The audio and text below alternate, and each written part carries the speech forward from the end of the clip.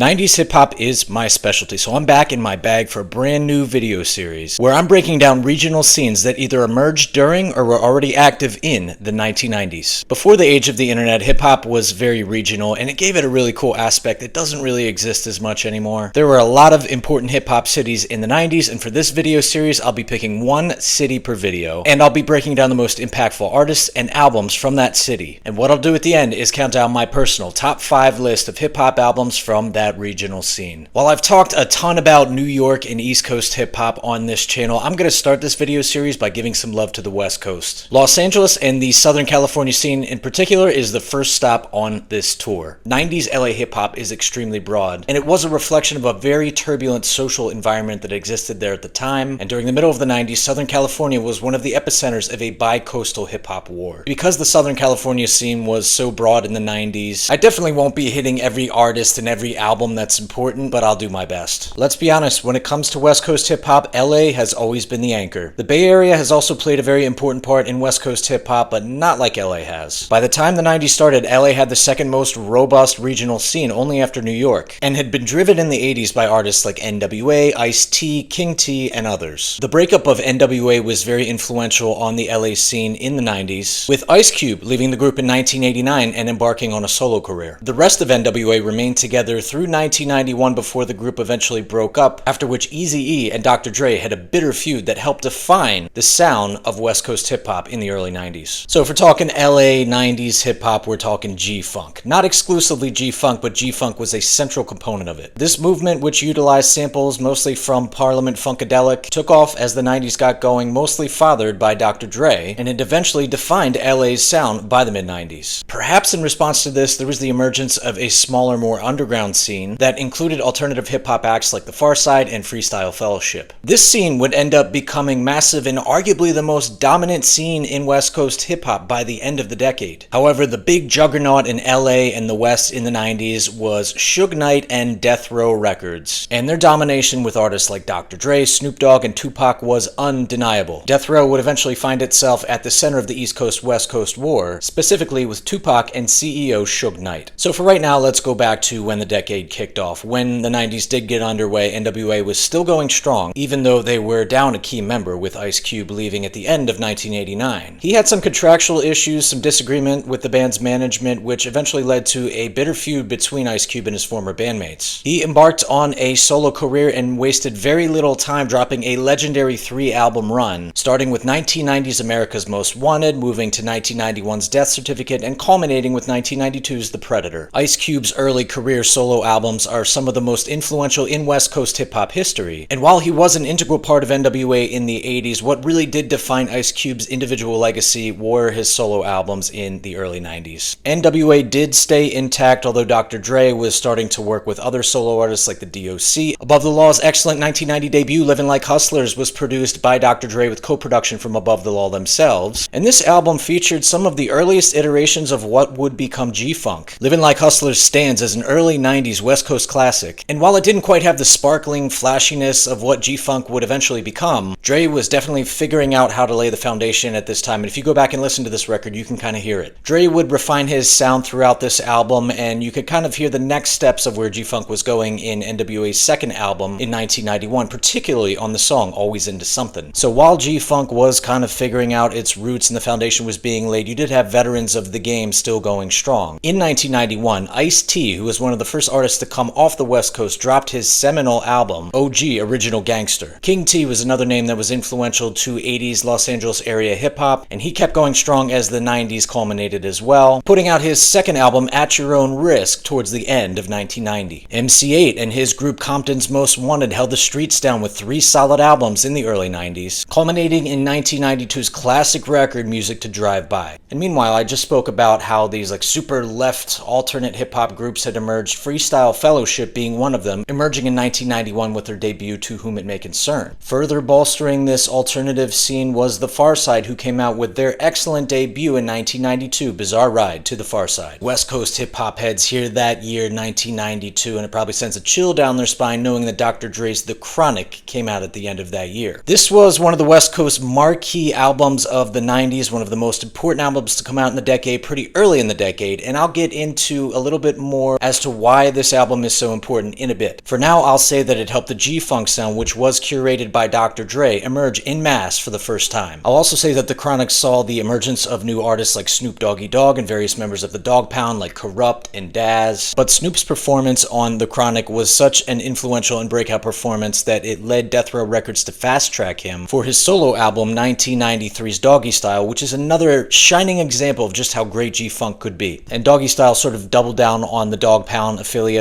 Corrupt and Daz, Nate Dogg, and of course Warren G, who went on to put one of the most influential G-Funk records out in 1994, Regulate, G-Funk era. So in 1992 and 1993, Death Row had almost monopolized mainstream-facing West Coast hip-hop. It was during this time that hip-hop's birthplace, New York City, had a lot less influential output than we were used to. For a couple years in the early 90s, this shiny, new, polished sound was the way to go. It was the trend in hip-hop. At the same time that New York was getting ready to come back with this new, rugged, boom-bap sound, you already kind of had that in some West Coast artists. Cypress Hill had emerged in 1991 with their gritty, kind of lo-fi, but rugged self-titled debut, spearheaded by New York native DJ Muggs, the producer of the group who had been on the West Coast for a few years. This rugged boom-bap sound appeared even more prominently on Cypress Hill's second album, 1993's Black Sunday, which ended up being a commercial kind of crossover success. It was sort of a stoner rap album, and it did appeal to some of the alternative rock crowd. A lot of them were into weed, and that's kind of where the connection was made. And this was furthered on Cypress Hill's third album, Temples of Boom, which helped them secure a spot on the alt-rock tour Lollapalooza during the summer of 1995. Now, we all know the importance of Tupac and his contributions to West Coast hip-hop, but he actually got started in the Bay Area as a backup dancer and occasional contributor to the Digital Underground Collective. Pac was actually born on the East Coast, was raised in Baltimore, moved to California as a teen, and eventually he started starring in movies, gaining more acting roles, and subsequently started to become a little bit more associated with LA, though he wasn't a traditional Southern California artist. I want to make that clear. I'm still going to acknowledge the greatness of his 1995 album Me Against the World in this video, because there was a strong LA connection in his music that was even more prominent when he signed with Death Row at the end of 1995 and into 1996, where he dropped his last two albums. So there's a ton of controversy surrounding Tupac around the time that he dropped Me Against the World. He wasn't signed to Death Row by this time, but he was facing charges from a sexual assault that had taken place in New York, and he was actually incarcerated at the end of 1994 and for much of 1995. At the end of 1995, Death Row CEO Suge Knight actually bailed him out of jail. Suge Knight had Tupac on his radar for a long time and signed Pac to a 3-album contract upon his release from jail. The two touched base while Tupac was in jail in 1995 in New York State, and it was during that same trip that Suge Knight made the trek down to New York City where the 1995 Source Awards were being held. And some of the goings-on at those Source Awards really did stoke the flames between the East Coast and the West Coast, and Tupac, the new artist that Suge Knight had signed, would soon find himself right in the middle of that feud. Now, this was all happening while you had songs like Coolio's Gangsta's Paradise absolutely transcending any bi-coastal war. This record was massive. It was breaking record sales. It was one of the biggest things. I remember being in like 2nd grade and hearing it. And of course, Coolio was coming out of Compton, the same city that N.W.A. had represented a few years earlier. So Me Against the World by Tupac, going back to that for a second, that was actually released while he was in jail in March of 1995. It was that same month that the West Coast did lose a legend. Unfortunately, eazy-e succumbed to complications from AIDS. Following the dissolution of N.W.A., as I said, Dr. Dre and eazy-e had a highly publicized feud which was never really resolved, and some of the last recordings of Eazy's life were diss tracks aimed at Dr. Dre. In his final years, eazy-e was the creative force behind Ruthless Records, which had dated back to the N.W.A. days, but instead of recording new music, he focused his energy on discovering and bringing up new artists, and he was responsible for the discovery of Ohio-based group Bone Thugs-n-Harmony. Bone Thugs' debut album E1999 Eternal and the lead single The Crossroads would go on to be a massive crossover success in hip-hop and achieve platinum status after Eazy's passing. 1996 was a turbulent year for West Coast hip-hop. While Tupac had some of his most notable output during that year, it all came to a tragic end in September. He was shot after attending a Mike Tyson fight in Las Vegas and died 6 days later. And in Los Angeles, just 7 months later, there was seemingly a response as Brooklyn's The Notorious B.I.G., who was on the other side of the feud from the East Coast, was shot and killed. This further shattered the hip-hop world and contributed to the end of what was a great run in New York hip-hop at that time. I did a video series on what I like to call New York's mid-90s hip-hop renaissance, and I'll link the particular video I did that kind of touched on that East Coast West Coast feud, how it affected New York hip-hop, how it affected West Coast hip-hop, and how it ultimately ended up in the tragic deaths of Tupac and Biggie. So after all this death and destruction on both coasts, there was suddenly this faction between mainstream and a newly emerging underground scene. At the same time, you did have big names joining supergroups trying to keep their legacy alive, such as Ice Cube joining up with Mac 10 and N.W.A to form West Side Connection, and Cypress Hill's Be Real joined the Psycho realm in the mid-90s. But overall, West Coast mainstream hip-hop was eerily quiet after the murder of Tupac. This gave a new crop of underground, indie, alternative hip-hop artists that were most likely inspired by the Pharcyde and Freestyle Fellowship a chance to emerge as acts like People Under the Stairs and Jurassic 5 started to break out. You had AC Alone, who was a key member of Freestyle Fellowship, also starting to embark on a solo career, which had actually started earlier in the 90s. You did have less mainstream but still successful and legendary groups like Above the Law and the Alcoholics, continuing to build off the reputation that they had achieved earlier in the 90s. Future superstar Exhibit broke out with his excellent debut 1996's At the Speed of Life. After a couple years of quiet that were dominated by this emerging underground scene and kind of these veterans doing different things, different side projects if you will, the mainstream again began to emerge towards the end of the decade, and this was led kind of by Aftermath Entertainment. This was spearheaded by Dr. Dre's long-awaited follow-up to his 1992 album The Chronic, 2001, released in 1999. Other leftovers from Death Row, which by this time had sort of dissolved and Suge Knight was sort of left in shambles, such as Snoop Dogg, who by that time was now signed with New Orleans No Limit Records, and Corrupt, who released two very good albums at the end of the 90s. West Side Connection and Mad Circle member WC put out his debut album towards the end of the decade. Exhibit followed up on his debut with an excellent second record, and Daz Dillinger released a solid debut of his own. Woof, that's a lot, man. LA hip-hop in the 90s was extremely broad. If I haven't mentioned your favorite artist or album, don't get mad at me, man. This is a lot. I'm doing the best I can. It was kind of hard to dedicate a video to a specific scene, but hey, if you like what you're seeing, feel free to like and subscribe. I'm a small channel, so having this engagement really helps me. I appreciate you taking the time to watch my video, and I'm having a ton of fun talking about LA and their hip-hop scene in the 90s. But yeah, this was more of a high-level overview, but now I'm going to get into a list of 5 of my favorite LA-based 90s hip-hop albums. Alright, number 5 is one that I talked about repeatedly throughout this video, and it's the Pharcyde's 1992 album, Bizarre Ride to the Pharcyde. You know I like the hard stuff, but I also enjoyed that weirdo, left-field, alt, indie hip-hop, and Bizarre Ride was one of the earliest examples of this style from the West Coast. So yeah, it was Freestyle Fellowship, it was the Pharcyde that kind of came out with this style, but unlike Freestyle Fellowship, the Pharcyde had some real success, and this debut made them almost instant sensations. Now, much of this is driven by the success of one of the 4 Piece's most recognizable songs, and that's Passin' Me By. This features all 4 MCs kind of telling tales of lost love. It was jazzy, it was psychedelic, it was candid, and it showed that these guys didn't have to have this macho attitude all the time. They were sharing their feelings. They didn't want to be tougher than the next guy. They weren't trying to brag and boast, and you know what? It was refreshing. The album featured a lot of interesting, goofy moments, and most of the record is characterized by kind of this more East Coast leaning boom bap facing production, though the soundscapes done by Jay Swift and the quartet weren't quite as cold as what you were hearing from New York around that time. The group brought an amusing sense of humor on songs like Ya Mama, on the DL, For Better or For Worse, and Bizarre Ride definitely isn't some conscious album outside of maybe Passin' Me By, though the song Officer touches on the concept of police brutality on people of color that was all too common in the Los Angeles area at that time. But overall, the soundscapes were remarkably jazzy and sample heavy for a 92 West Coast album. There's nothing like the Pharcyde's debut as far as I'm concerned. This album is out there in its own realm. Mix those jazzy and yet slightly rugged boom bap beats with the humorous and distinct and yet independent personalities of the 4 MCs, and in my eyes, you get an instant classic. This helped lay the framework for a lot of alt and indie underground stuff that was going to come out of LA in the years to come, and as such, the Pharcyde were truly trailblazers. My number 4 favorite Southern California hip-hop album from the 90s is Ice Cube's second record, Death Certificate, from 1991. After being an integral part of N.W.A. for their seminal classic Straight Outta Compton, Cube left the group in 1989, as I had mentioned earlier. As I also mentioned, he came out in 1990 with his furious debut, America's Most Wanted, which was a stark, shocking record that called out social injustice, racism, politics, poverty, and violence, among other things. Cube doubled down on this formula for Death Certificate. He ratcheted up the intensity. Death Certificate was received probably even more controversially than his debut, as it dug deeper on race relations, calling out the white race in particular maybe a little bit more, despite his debut's title being a reference to the Ku Klux Klan, as well as a very blatant dig at the Korean community on the song Black Korea. The song itself reportedly led to anti-Asian sentiments a year later later during the 1992 LA riots. So yeah, Death Certificate was extremely influential for better or for worse, and it was heavy, and Cube managed to set himself aside from the competition. This album gave us a look into the tough socioeconomic conditions that existed in Southern California in the early 90s, which was a very turbulent place at the time. I mean, police were beating down people of color at an alarming rate, which is really the whole thing that caused the 1992 LA riots. And you could just hear this anger building in Cube's lyrics as the album goes on. Now, musically, while his debut was produced by the Bomb Squad, which had worked directly with Public Enemy on their seminal records in the late 80s, Cube enlisted DJ Pooh and the Boogeymen as well as Sir Jinx, which gave the album a little bit more of a funky bounce despite some of the dark subject material. The lead single, Steady Mobbin', is a great example of this. It's kind of upbeat and almost like kind of fun, but it's talking about some really dark shit.